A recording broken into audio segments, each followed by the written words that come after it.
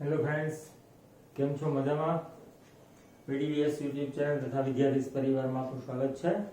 ફરીથી એક વખત આજે lecture number 7 some basic concept of chemistry, રસાયણ વિજ્ઞાનની પાયાની સંકલ્પનાઓ છે એની અંદર આપણે આગળ વધીએ છીએ. હવે આગળના લેક્ચરોની અંદર ઘણી બધી ચર્ચાઓ આપણે કરેલી છે, જેની અંદર પૂર્વગો છે, એસઆઈ પદ્ધતિની અંદર મૂળભૂત રાશિઓ, તેના એકમો, એકમોનું પરિવર્તન વગેરે વગેરે વસ્તુઓ આપણે જોઈ લીધી છે. આજે તાપમાન છે એ શું છે એ જાણશું. તાપમાનના એકમો શું છે, એસઆઈ પદ્ધતિમાં તાપમાનનો એકમ શું છે અને અન્ય વ્યવહારુ એકમો તાપમાનના શું છે, એ બધા વચ્ચેનો સંબંધ શું છે એને પણ તારવવાનો આપણે અહીંયા પ્રયત્ન કરશું. ચલો, તો સૌથી પહેલા આપણે તાપમાનને ડિફાઇન કરવું પડશે કે તાપમાન શું છે. બરાબર? તો હું અહીં લખું છું, જુઓ કે તાપમાન એટલે જનરલી આપણે એવું વિચારતા હોય કે ઉષ્મા, પણ એ ઉષ્મા શબ્દ યોગ્ય નથી. તાપમાન અને ઉષ્માના જથ્થા વચ્ચે ડિફરન્સ છે, તફાવત છે. હવે એક સિમ્પલ ઉદાહરણ તમારી સામે મૂકું છું એટલે આપણને ખ્યાલ આવી જશે. જો આપણી પાસે એક લોખંડનો બ્લોક છે, ચાલો આ એક લોખંડનો બ્લોક આ પ્રકારે છે. ત્યાર પછી બીજો લોખંડનો બ્લોક આ પ્રકારે છે.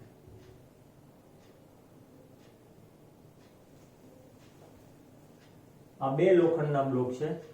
આ લોખંડનો જે બ્લોક છે એ લોખંડના બ્લોકનું તાપમાન 60 ડિગ્રી સેન્ટીગ્રેડ છે, જ્યારે આ લોખંડનો બ્લોક છે એનું તાપમાન 65 ડિગ્રી સેન્ટીગ્રેડ છે.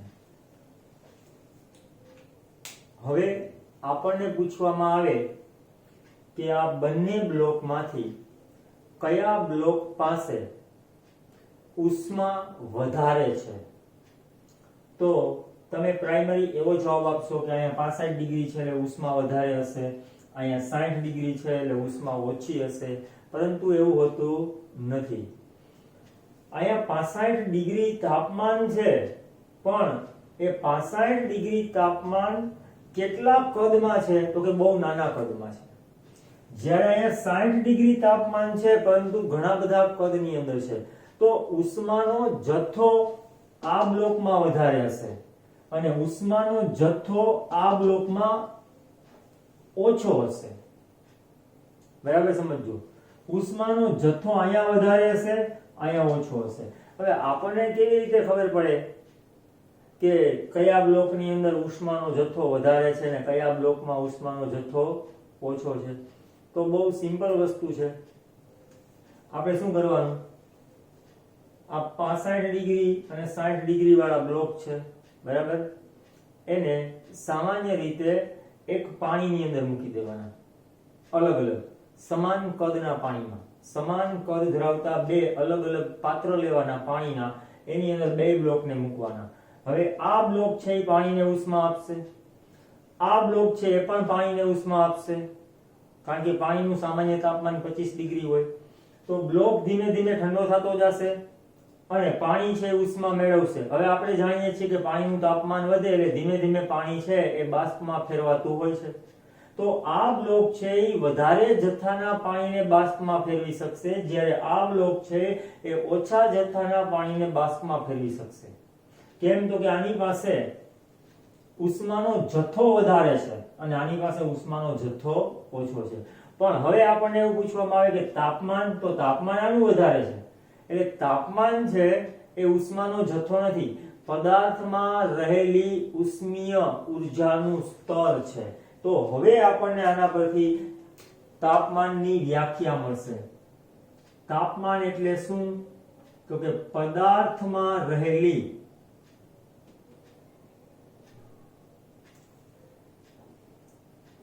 ઉષ્મીય ઊર્જા નું સ્તર.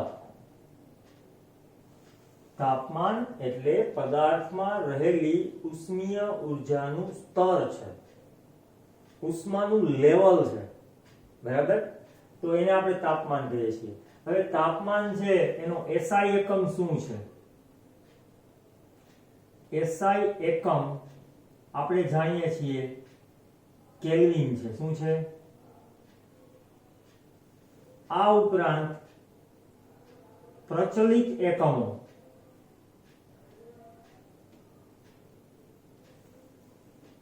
સેન્ટીગ્રેડ એટલે કે સેલ્સિયસ, અને બીજો છે ફેરનહીટ.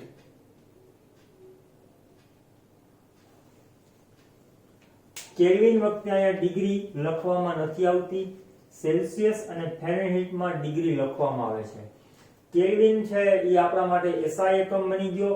હાલના તબક્કે નવા અભ્યાસક્રમો જે કાંઈ ડેવલપ થયા છેલ્લા 5 વર્ષ પછીના, એ બધા જ અભ્યાસક્રમોની અંદર કોઈ પણ રાસાયણિક પ્રક્રિયા હોય કે અન્ય કોઈ પદાર્થ છે તો એના તાપમાન છે એ કેલ્વિનમાં ડિક્લેર કરવામાં આવે છે. જ્યારે જૂના અભ્યાસક્રમની અંદર એ વસ્તુ સેલ્સિયસમાં હતું. એટલે સેલ્સિયસ હજી નાબૂદ નથી થઈ ગયું, હજી પણ ચાલે છે, બરાબર? પણ એસઆઈ એકમ કયો છે? કેલ્વિન. તદ ઉપરાંત ફેરનહીટ પણ એક તાપમાનનો એકમ છે, જે સામાન્ય રીતે ડોક્ટર છે ઉપયોગ કરતા હોય છે. સામાન્ય માણસને કોઈને તાવ આવે અને ડોક્ટર પાસે જાય એટલે ડોક્ટર છે એ તાવ માપે છે, થર્મોમીટરનો ઉપયોગ કરે છે, મોઢામાં થર્મોમીટર મૂકે છે 5-10 સેકન્ડની માટે, અને પછી એ જોઈને એવું કહે છે કે 102 ડિગ્રી તાવ છે. તો 102 ડિગ્રી તાવ એટલે 102 ડિગ્રી ફેરનહીટની વાત કરે છે, સેલ્સિયસ નહીં. 102 ડિગ્રી સેલ્સિયસ હોય તો માણસ જીવતો ન હોય. સામાન્ય માણસના શરીરનું તાપમાન 37 ડિગ્રી સેન્ટીગ્રેડ હોય છે, અને એ વધીને 41-42 ડિગ્રી સુધી જાય ત્યાં સુધી માણસ જીવી શકે છે. ત્યાર પછીનું તાપમાન જો એનાથી અપ જાય તો એ માણસ છે એ હોસ્પિટલાઇઝ થઈ જાય છે અને બચવાની શક્યતાઓ ઘટી જાય છે. સમજાય છે? તો બહુ સરળ વાત છે. 37 ડિગ્રી સેન્ટીગ્રેડ, 37 ડિગ્રી સેન્ટીગ્રેડ સામાન્ય માણસનું તાપમાન હોય છે. એમાં 3-4 ડિગ્રી 5 ડિગ્રી અપ થાય ત્યાં સુધી બહુ પ્રોબ્લેમ નથી આવતો, પણ ત્યાર પછીના જે તાપમાન છે, કારણ કે તાપમાન વધવાથી માણસના બોડીની અંદર જે બાયોકેમિકલ રિએક્શન થાય છે, જૈવ રાસાયણિક પ્રક્રિયાઓ, એ ધીમી પડી જાય છે અથવા તો એ પ્રક્રિયાઓ બંધ થઈ જાય છે, અને પરિણામે માણસ છે એ ડિસ્ટર્બ થઈ જાય છે. ઓકે, આ બધી ઘટનાઓ તો આપણે જાણીએ છીએ અને જાણતા પણ રહેશું આગળ. હવે વાત એ છે કે કેલ્વિન, સેલ્સિયસ અને ફેરનહીટ, તો આ ત્રણેય વચ્ચે શું સંબંધ છે એ આપણે જાણવું પડે. તો સૌથી પહેલો સંબંધ હું તમને આપીશ કેલ્વિન અને સેન્ટીગ્રેડ વચ્ચેનો. ચાલો, ઓકે. હવે વન બાય વન આ બધી વસ્તુઓ છે એને આપણે શીખતા જશું. ચલો, પહેલું ટાઇટલ આપીએ છીએ આપણે કેલ્વિન અને સેન્ટીગ્રેડ વચ્ચેનો સંબંધ. તો કેલ્વિન અને સેન્ટીગ્રેડ વચ્ચે શું સંબંધ છે, બરાબર? જોજો બરાબર. હવે સામાન્ય રીતે એક વસ્તુ છે એ બધી તમને હું ડિસ્કસ કરી દઉં છું પહેલા જ, અને પછી સંબંધ ધારવશું. એટલે હું અહીંયા સામાન્ય વસ્તુઓ છે એની નોંધ તમને આપી દઉં છું. સેલ્સિયસ અને ફેરનહીટ ઋણ હોઈ શકે છે, જ્યારે કેલ્વિન ઋણ ન હોઈ શકે. ઓકે, હવે એક સિમ્પલ વસ્તુ તમને આવું, 0 અંશ સેન્ટીગ્રેડ બરાબર 273.15 કેલ્વિન થાય. આ એક પ્રાઇમરી વસ્તુ છે, પણ આનું સૂત્ર કેવી રીતે લખી શકાય? તો કે સેન્ટીગ્રેડ આ રીતે નહીં લખાય, કેલ્વિન થી લખશું આપણે. કેલ્વિન ઇક્વલ ટુ 273.15 પ્લસ અંશ સેન્ટીગ્રેડ. આ સૂત્ર તમારે યાદ રાખવાનું. કોઈ પણ સેન્ટીગ્રેડમાં રહેલું તાપમાનનું મૂલ્ય છે એને મારે કેલ્વિનમાં ફેરવવું હોય તો કેવી રીતે ફેરવી શકાય? જો હવે આપણને પ્રશ્ન આવો પૂછવામાં આવ્યો, પહેલો પ્રશ્ન, બરાબર, આપણા હ્યુમન બોડીનું જે ટેમ્પરેચર છે એના ઉપરથી વાત કરીએ તો કે 37 ડિગ્રી સેન્ટીગ્રેડ બરાબર ખાલી જગ્યા કેલ્વિન થાય, બરાબર. તો સેન્ટીગ્રેડ કેટલા છે? 37. તો આપણે આમ લખશું કેલ્વિન બરાબર 273.15 પ્લસ સેન્ટીગ્રેડ કેટલા છે? 37, બરાબર, અંશ સેન્ટીગ્રેડ. હવે આ માપક્રમ કેમાં ફરી જશે? કેલ્વિનમાં ફરી જશે. એટલે આ સેન્ટીગ્રેડ લખવાના નથી. ચલો 3 અને 7 એટલે 0, 8 અને 3 એટલે 11 એટલે 1 અને અહીંયા 310.15 કેલ્વિન થાય, બરાબર છે. હવે આપણને આ રીતે પૂછવામાં આવે બીજો પ્રશ્ન કે ભાઈ -10 ડિગ્રી સેન્ટીગ્રેડ બરાબર ખાલી જગ્યા કેલ્વિન થાય. તો આપણે શું લખીએ? કેલ્વિન બરાબર 273.15 પ્લસ -10 અંશ સેન્ટીગ્રેડ બરાબર શું જવાબ આવે? 263.15 કેલ્વિન. જુઓ છે. તો આ રીતે તમે સેન્ટીગ્રેડ માંથી કેલ્વિન માં ફેરવી શકો, અધરવાઇઝ કેલ્વિન માંથી પણ સેન્ટીગ્રેડ માં ફેરવી શકાય. ચાલો ગણતરી કરીએ. 300.15 કેલ્વિન બરાબર ખાલી જગ્યા અંશ સેન્ટીગ્રેડ થાય. તો પાછું સૂત્ર આપણું આ જ છે, બરાબર. તો આ સૂત્રમાંથી હું સેન્ટીગ્રેડ ને સૂત્રનો કરતા બનાવી દઉં આમાંથી, બરાબર. તો શું લખાય? તો કે સેન્ટીગ્રેડ બરાબર કેલ્વિન માઈનસ 273.15. તો કેલ્વિન કેટલા આપ્યા છે આપણને? તો કે 300.15 માઈનસ 273.15, બરાબર છે. ઓકે, ચાલો 300 માંથી 273 બાદ કરી દો.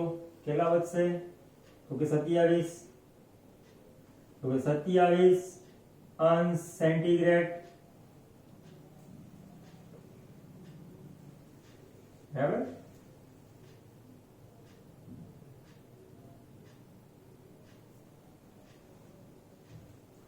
સમજાય છે? બહુ સરળ વસ્તુ છે, આમાં કાંઈ કોમ્પ્લિકેશન નથી. એટલે આ બધા પ્રકારના દાખલાઓ છે એ તમે ગણી શકો છો. આ 3 પ્રશ્નો છે આપણી સામે. સેન્ટીગ્રેડ માંથી કેલ્વિન અને કેલ્વિન માંથી સેન્ટીગ્રેડ. હવે સામાન્ય રીતે અહીંયા હું નોંધ લખી દઉં છું. સામાન્ય ગણતરીમાં 273.15 ને બદલે 273 લેવાય છે. ઓકે, એટલે કે તમારે અહીંયા 273.15 ન લેવું હોય આ જગ્યાએ તો તમે 273 લેશો તો પણ ચાલશે, જેથી કરીને પોઈન્ટ વાળી ગણતરીઓ છે એ ન કરવી પડે, બરાબર. સામાન્ય વ્યવહારિક રીતે આમ વિચારીએ તો 273 લઈ શકાય છે. તો આ વાત થઈ કેલ્વિન અને સેન્ટીગ્રેડ વચ્ચેનો સંબંધ, બરાબર. ચાલો ત્યાર પછી આપણે જોશું સેન્ટીગ્રેડ અને ફેરેનહીટ વચ્ચે શું સંબંધ છે એની વાત કરશું.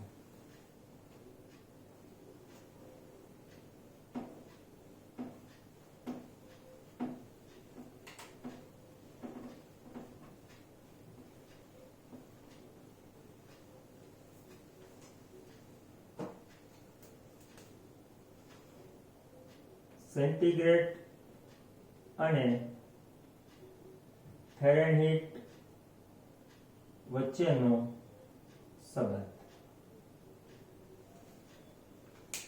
જૂના ધોરણની અંદર 9-10 ની અંદર ક્યાંક તમે ફેરેનહીટ અને સેન્ટીગ્રેડ વચ્ચેના સંબંધ ધરાવતું સૂત્ર છે એ શીખી ગયા હશો, છતાં પણ અહીંયા આપણે એક વખત લખશું ફેરેનહીટ બરાબર 9/5 into centigrade plus 32. 9/5 into centigrade plus 32. આ પ્રકારનું એક સૂત્ર તમારી સામે હશે, બરાબર છે. હવે જુદી જુદી સેન્ટીગ્રેડની કિંમતો મૂકી અને એમાંથી ફેરેનહીટ આપણે મેળવવાનો પ્રયત્ન કરશું. ચાલો, પહેલો પ્રશ્ન આપણી સામે આવો આવે, હ્યુમન બોડી થી જ આપણે વાત કરશું, બરાબર. 37 ડિગ્રી સેન્ટીગ્રેડ બરાબર કેટલા અંશ ફેરેનહીટ થાય? ઓકે, ચાલો, ફેરેનહીટ બરાબર 9/5 સેન્ટીગ્રેડ ની જગ્યાએ કેટલા મૂકવાના છે? 37 અને માઈનસ 32. ચલો, ગણતરી કરવાની થશે તમારે. તો ગણતરી એટલે 37 ગુણાકાર 9 અને ભાગાકાર 5. ચલો, આપણે ગણતરી કરતા જશું, બરાબર. ચલો, સૌથી પહેલા જોઈએ છીએ 37 ગુણાકાર 9 અને ભાગાકાર 5, એટલે જવાબ આવ્યો 66.6, બરાબર. એટલે આપણે અહીંયા લખ્યું પ્લસ 32, સોરી, બરાબર. 66.6 અને પ્લસ 32, બરાબર. ચાલો, ગણતરી કરશું એટલે આમાં 66 એડ કરવાના થશે એટલે તમારો આન્સર આવશે 98.6 અંશ ફેરેનહીટ. આ રીતે ગણતરી થશે, બરાબર. ચાલો, ત્યાર પછી હજી એક બીજો દાખલો જોઈ લઈએ. 0 અંશ સેન્ટીગ્રેડ બરાબર કેટલા અંશ ફેરેનહીટ થાય? તો ફેરેનહીટ બરાબર 9/5, અહીંયા 0 મૂકવાનું અને પ્લસ 32, તો F બરાબર એટલે કે 32 ફેરેનહીટ. આના લખો, ચાલે, બરાબર. એટલે 0 ડિગ્રી સેન્ટીગ્રેડ બરાબર 32 ફેરેનહીટ થાય. એટલે સામાન્ય રીતે તમે જોતા હશો તો ફેરેનહીટ માપક્રમ વાળું જે થર્મોમીટર આવે છે એ થર્મોમીટર 32 થી ચાલુ થતું હોય છે અને જનરલી 110 પૂરું થઈ જતું હોય છે, જે ડોક્ટરો વાપરતા હોય છે. જ્યારે પ્રયોગશાળાની અંદર થર્મોમીટર વાપરવામાં આવે છે એ ફેરેનહીટ માપક્રમનું નથી હોતું, સેલ્સિયસ માપક્રમનું હોય છે. કેલ્વિન માપક્રમનું કોઈ થર્મોમીટર બજારમાં અવેલેબલ નથી. બજારમાં માત્ર 2 જ માપક્રમના થર્મોમીટર મળે છે. એક ડોક્ટર વાપરે છે જે ફેરેનહીટમાં હોય છે, અને એક પ્રયોગશાળામાં વાપરવામાં આવે છે જે સેલ્સિયસમાં હોય છે. અને પ્રયોગશાળામાં હોય છે એ સામાન્ય રીતે 0 થી 110 અંશ સેન્ટીગ્રેડ માપે છે, અને ત્યાર પછી એનાથી પણ મોટી કેપેસિટી વાળા ઘણા બધા થર્મોમીટર મળે છે. પણ ડોક્ટર જે વાપરે છે એ કયું હોય છે? ફેરેનહીટની અંદર. હવે આપ જાણો છો કે ડોક્ટર જે થર્મોમીટર વાપરે છે એનો શેપ કંઈક આ પ્રકારનો હોય છે. જુઓ, ડોક્ટરનું થર્મોમીટર છે એનો શેપ આ પ્રકારનો હોય છે. અહીંયા મર્ક્યુરી ભરેલો હોય છે અને અહીંયા મર્ક્યુરી કોલમ રાખેલી હોય છે, અને અહીંયા એક્ઝેક્ટલી એ આંકા પાડેલા હોય છે અને એની અંદર માપક્રમ લખવામાં આવે છે. જ્યારે પ્રયોગશાળાની અંદર જે થર્મોમીટર વાપરવામાં આવે છે એ થર્મોમીટર આ પ્રકારનું હોય છે, અને એની અંદર અહીંયા મર્ક્યુરી ભરેલો હોય છે અને અહીંયા મર્ક્યુરીની કોલમ મૂકેલી હોય છે, અને આ જગ્યા ઉપર અહીંયા કાપા પાડેલા હોય છે. તો જે જગ્યા ઉપર તમે થર્મોમીટરને ટચ કરાવશો એ જગ્યાનું એ તમને તાપમાન બતાવશે. બહુ સિમ્પલ વાત છે કે વધારે તાપમાન તરફથી ઉષ્મા છે એ નીચા તાપમાન ધરાવતા પદાર્થ તરફ ગતિ કરતી હોય છે. તો હવે આ થર્મોમીટર છે એને મારી હથેળીની અંદર મૂકવામાં આવે તો થર્મોમીટર સામાન્ય રીતે વાતાવરણના તાપમાને હતું, અને વાતાવરણનું તાપમાન છે 25 ડિગ્રીની આજુબાજુ માપવામાં કે માનવામાં આવે છે, જે દરિયાના સપાટીના લેવલ ઉપરથી આપણે ઓરડાનું તાપમાન 25 ડિગ્રી લેતા હોઈએ છીએ. હવે આ થર્મોમીટર છે એ મારી હથેળીને ટચ કરશું એટલે મારા બોડીનું તાપમાન 37 ડિગ્રી છે, એટલે બે વચ્ચે ઉષ્માની આપ-લે થશે. મારું બોડી છે એ થર્મોમીટરને ઉષ્મા આપશે અને ક્યાં સુધી આપતું રહેશે તો કે થર્મોમીટરનું અને મારા બોડીનું તાપમાન સમાન ન થાય ત્યાં સુધી. એટલે પરિણામે પારાનું તાપમાન પણ 37 થઈ જશે. એટલે પારો છે અહીંયા 37 ડિગ્રી જ્યાં લખેલું હશે ત્યાં સુધી આવશે અને અટકી જશે. અહીંયા મર્ક્યુરી અટકી જશે, ત્યાંથી ઉપર નહીં જાય. જેવું થર્મોમીટરને હથેળીમાંથી હટાવી લેશું એટલે મર્ક્યુરી પાછો નીચે જવા માંડશે અને 25 ડિગ્રી જ્યાં છાપેલું છે ત્યાં સુધી નીચે જતો રહેશે. હવે આ જે થર્મોમીટર છે એને જો તમે બરફના ટુકડા છે એની ઉપર રાખો, આ રીતે બરફના ટુકડા ઉપર રાખશો તો બરફના ટુકડાનું તાપમાન છે પીગળતા બરફનું 0 ડિગ્રી સેન્ટીગ્રેડ હોય. તો આ મર્ક્યુરી નીચે ઉતરતા ઉતરતા અહીંયા 0 ડિગ્રીનો જ્યાં કાપો હશે ત્યાં સુધી પહોંચી જશે. હવે બરફના ટુકડાને બદલે આ જ થર્મોમીટર છે એને એક પાણી ભરેલા બીકરની અંદર રાખવામાં આવે અને પછી આ પાણી છે એને ગરમ કરવામાં આવે. જુઓ, બર્નર મૂકીને તો ધીમે ધીમે પાણી ગરમ થશે અને જ્યારે પાણી ઉકળતું હશે તો ઉકળતા પાણીનું તાપમાન 100 ડિગ્રી સેન્ટીગ્રેડ હોય તો તમને મર્ક્યુરી છે આ કોલમની અંદર અહીંયા 100 ડિગ્રી ઉપર બતાવશે. મર્ક્યુરીની કોલમ ધીમે ધીમે ઉપર ચડતી જશે, 100 ડિગ્રી જઈને અટકી જશે. તો આ રીતે થર્મોમીટરનો ઉપયોગ થઈ શકે. આ પ્રયોગશાળાનું થર્મોમીટર હતું. હવે એવી જ રીતે ડોક્ટરનું થર્મોમીટર છે, એમાં ડોક્ટર છે આ થર્મોમીટરનો આ ભાગ છે એ આપણા બોડીને ટચ કરાવે છે, આપણા મોઢામાં 5, 10, 15 સેકન્ડ માટે રાખે છે અને પછી જોવે છે તો એ મર્ક્યુરી અહીંયા ક્યાં 37 ડિગ્રી હોય પણ એ થર્મોમીટર ફેરનહીટમાં બતાવે છે. એટલે અહીંયા આપણને સામાન્ય રીતે જુઓ 98 છે એટલે કે અહીંયા 98, 99 ની વચ્ચે છે એ આપણને પારો જોવા મળશે. તો એનો મતલબ એવો થયો કે આપણને તાવ નથી. પણ હવે જો 98, 99 કરતા અપ જાય ઉપર 100, 101 બરાબર છે, 102 ત્યાં સુધી જાય તો સમજવાનું આ પારો કે આપણા બોડીમાં તાવ છે, ફીવર છે આપણને, એટલે ટેમ્પરેચર અપ બતાવે છે. ઓકે, તો આ વાત થઈ ટેમ્પરેચરની. હવે બે પ્રશ્નો તમે જોઈ લીધા. હવે કદાચ આના કરતા આપણને ઉલટો પ્રશ્ન પૂછવામાં આવે એટલે કે ફેરનહીટની અંદર માપક્રમ આપી દેવામાં આવે અને સેન્ટીગ્રેડની અંદર પૂછવામાં આવે તો સામાન્ય રીતે પ્રશ્ન આપણને આવો પૂછી શકાય કે ભાઈ 60 ફેરનહીટ બરાબર 60 ડિગ્રી ફેરનહીટ બરાબર કેટલા સેન્ટીગ્રેડ થાય? આવો પ્રશ્ન આપણને પૂછવામાં આવ્યો છે. તો ફરીથી આપણું સૂત્ર તો એનું એ જ છે કે ભાઈ ફેરનહીટ બરાબર શું લખી શકાય તો કે 9/5 into સેન્ટીગ્રેડ અને +32. ઓકે, હવે આમાંથી તમારે સેન્ટીગ્રેડ છે ને સૂત્રનો કરતા બનાવવાનો છે બરાબર.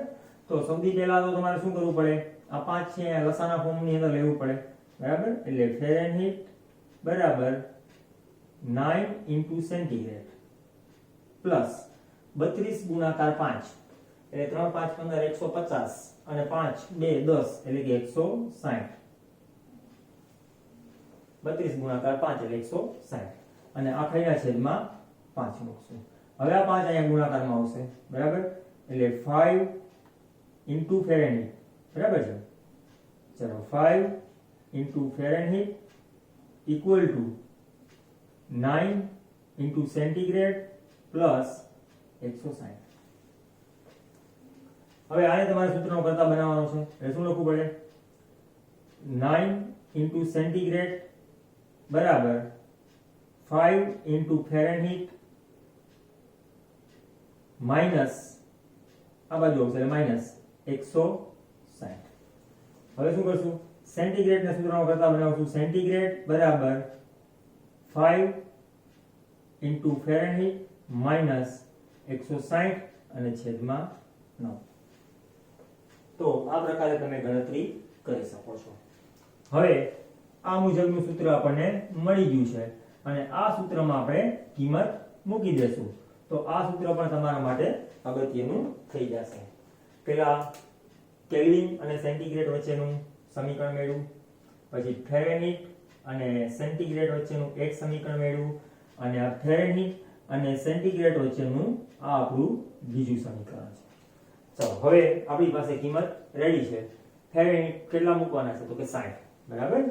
તો સેન્ટીગ્રેડ બરાબર 5 ગુણાકાર કેટલા લેવાના છે? તો કે 60 ઓછા 160 અને છેદમાં અહીંયા 9 મૂકશું.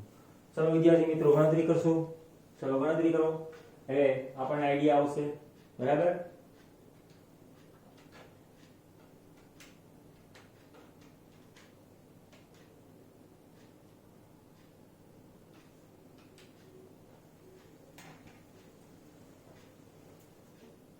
$15.55 ડિગ્રી સેન્ટીગ્રેડ. આ રીતે. ચલો સમજાય છે? બરાબર? તો સેન્ટીગ્રેડ ઉપરથી ફેરનહીટ અને ફેરનહીટ ઉપરથી સેન્ટીગ્રેડ આવા બંને સંબંધો તમે મેળવી શકો છો. આ ઉપરાંત તમે કેલ્વિન અને ફેરનહીટ વચ્ચેનો સંબંધ પણ મેળવી શકો છો. ચલો ટ્રાય કરીએ આપણે. કેલ્વિન અને ફેરનહીટ વચ્ચે શું સંબંધ હોઈ શકે?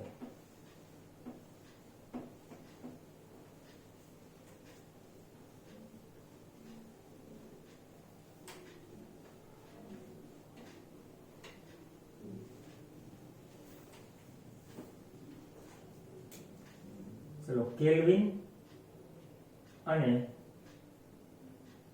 ફેરનહીટ વચ્ચેનો સંબંધ.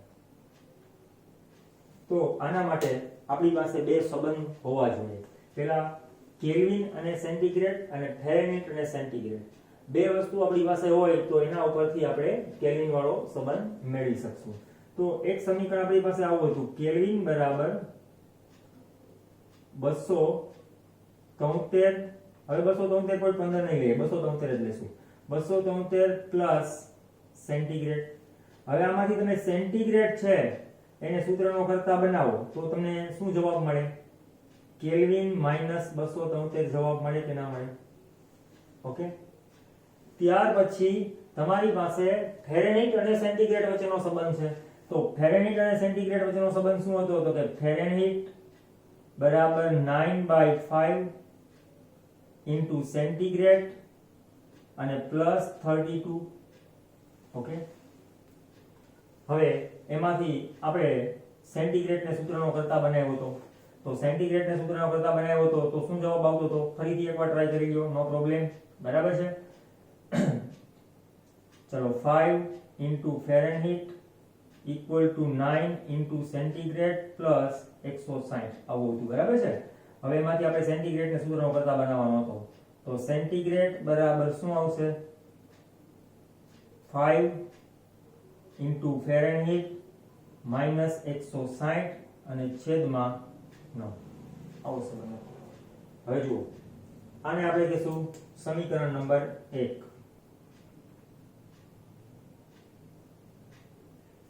અને આને આપણે કહીશું સમીકરણ નંબર 2. તો સમીકરણ 1 અને 2 ની અંદર ડાબી બાજુ સમાન છે. બરાબર? તો બેની સરખામણી થઈ શકે તો આપણે આવું લખી શકીએ. સમીકરણ નંબર 1 અને 2 ને સરખાવતા. ચલો સરખાવી દો. તો kelvin minus 273 equal to 5 into Fahrenheit minus 160 અને છેદમાં 9.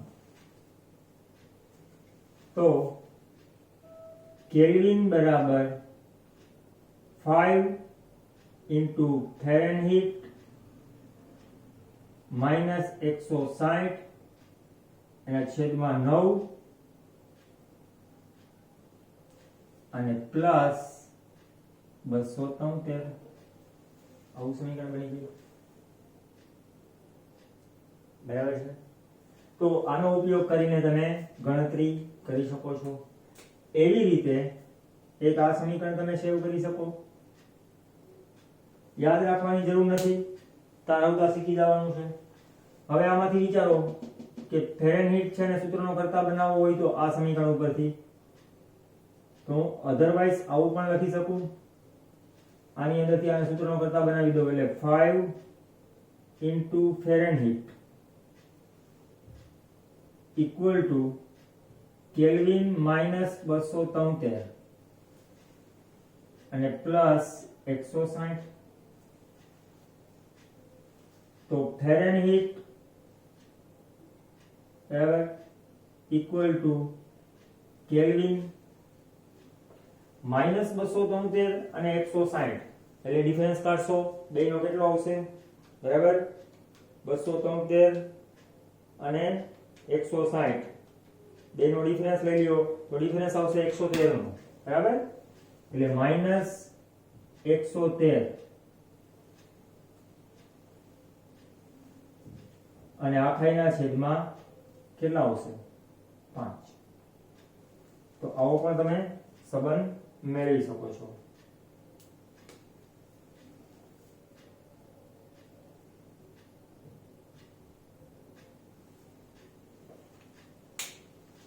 બહુ સરળ વસ્તુ છે, ધ્યાનથી સમજવાનો પ્રયત્ન કરો. હજી આની અંદર એક વસ્તુ આપણે ભૂલી ગયા છીએ, અહીંયા નોટ કરતા પહેલા 9 નો ઉપયોગ કરતા ભૂલી ગયા છીએ બરાબર. એટલે સૌથી પહેલા તો મારે શું કરવું પડશે, અહીંયા 9 છે ને ગુણાકારમાં મૂકવા પડે ને બરાબર. ચાલો એટલે આપણે શું કરશું, ગુણાકારની અંદર સીધા 9 આપી દેશું પહેલા તો, અને ત્યાર પછી 160 ને પ્લસ ના ઓર્ડરમાં લઈ આવશું પ્લસ 160. ચાલો આવું સમીકરણ તમે બનાવી શકો. અને હવે જે 5 છે એને તમે ભાગાકારની અંદર લઈ શકો. ફેરનહીટ બરાબર kelvin minus 273 okay into 9 plus 160 અને આખાઈના છેદમાં 5. તો આ રીતે તમે અહીંયા કેલ્વિનની કિંમત મૂકી અને ફેરનહીટ પણ મેળવી શકો છો બરાબર. સમીકરણો યાદ રાખવાની જરૂર નથી, સાદું રૂપ આપતા શીખી લેવાનું એટલે પ્રશ્ન તમારો સોલ્વ થઈ જશે. ચાલો તો આજે તાપમાન વિશે ઘણી બધી આપણે માહિતીઓ પ્રાપ્ત કરી લીધી. હવે તાપમાન પછી આગળના ટોપિકની અંદર જાશું, લેક્ચર નંબર 8 ની અંદર. ઓકે ચાલો આવજો.